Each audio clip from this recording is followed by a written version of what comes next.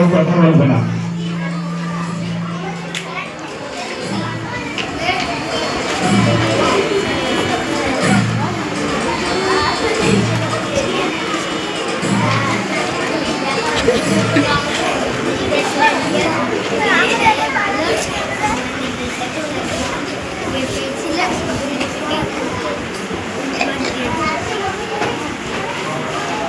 প্রণাম মহারাজ। মহারাজ, আপনি যদি আদেশ করেন তাহলে আমি রাজসভার কাজ শুরু করতে পারি মহারাজ। রাজসভার কাজ শুরু করো। যথার্থ মহারাজ। এই রাজপ্রাসাদের বাইরে আপনারা যারা ইতস্তত ঘোরাফেরা করছেন, আপনারা এক এক করে রাজসভায় প্রবেশ করুন।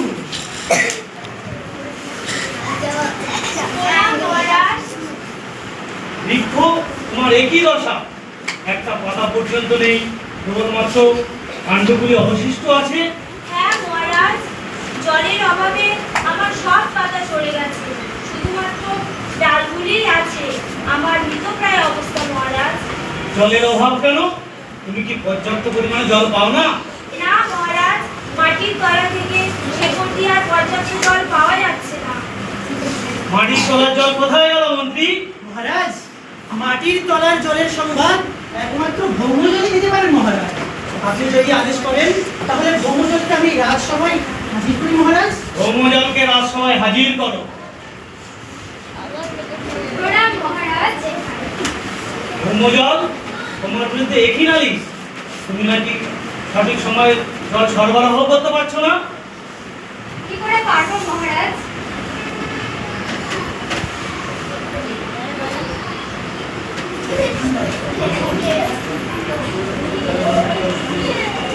আমার জলের ভান্ডারে পর্যাপ্ত পরিমাণে জল পাওয়া যাচ্ছে না, সব জল তো ভূপৃষ্ঠ থেকে বাষ্পীভূত হয়ে যাচ্ছে মহারাজ।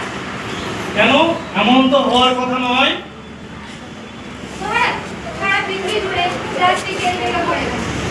বৃষ্টির জল মাটিতে না পড়ে কেরিবেগ আর সেজন্য বাষ্পীভূত হয়ে যাচ্ছে। ফলে আমার জলের ভান্ডারে পর্যাপ্ত পরিমাণে জল পৌঁছাচ্ছে না মহারাজ। তাই তবে দিনের প্রতি শূন্য হয়ে যাচ্ছে। মন্ত্রী, এটা তো বেশ বিশাল বিষয়। ভালো বলো তো।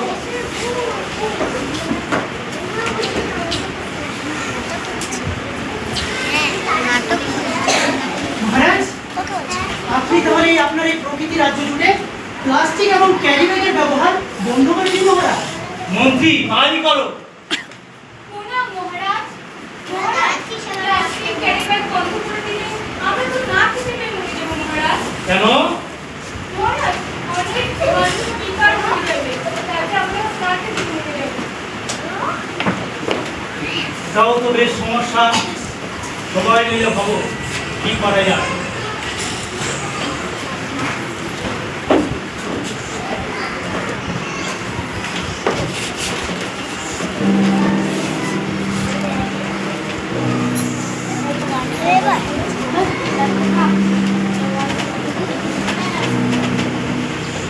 মহারাজ, আসতে পারি?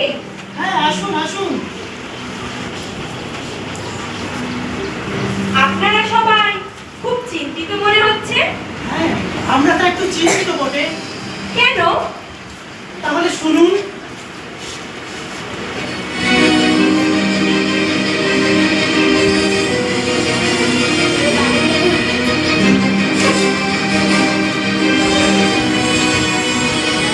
বুঝেছেন?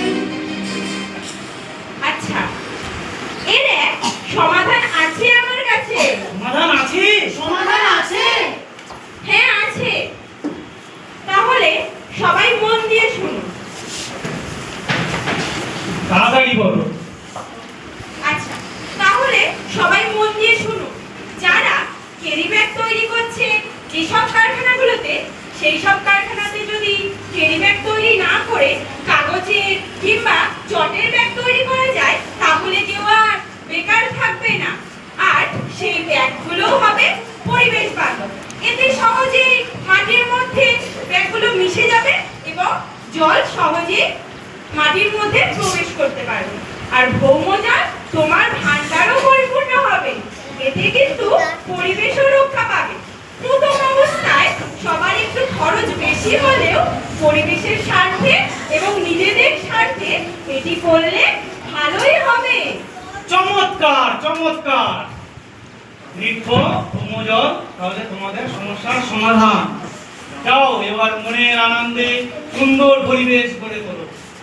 তাহলে আসুন আমরা সকলে মিলে একসাথে বলে উঠি,